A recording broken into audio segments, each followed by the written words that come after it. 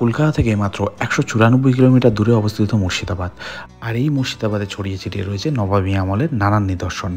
এই মুর্শিদাবাদকে আপনি একদিনে এক্সপ্লোর করতে পারবেন ঠিকই, কিন্তু সমস্ত কিছু এক্সপ্লোর করা পসিবল না। তাই মুর্শিদাবাদে পৌঁছানোর পরে প্রথমে একটা টোটো কিংবা ঘোড়ার গাড়ি নিয়ে পৌঁছে যান হাজারদুয়ারির কাছে।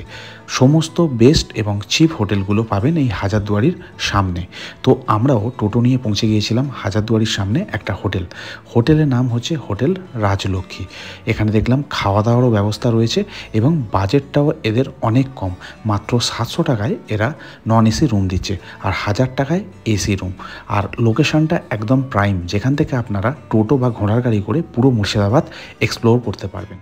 তবে হ্যাঁ, যে হোটেলে আমরা ছিলাম, হোটেল রাজলক্ষ্মী, এখানে বিশাল কিছু আয়োজন পাবেন না, কিন্তু যেটা পাবেন সেটা হচ্ছে পরিষ্কার পরিচ্ছন্ন রুম, সঙ্গে পরিষ্কার পরিচ্ছন্ন ওয়াশরুম, একই ছাদের নিচে খাওয়া দাওয়া। পুরো ভিডিও দেখার জন্য আমার চ্যানেল ভিজিট করুন।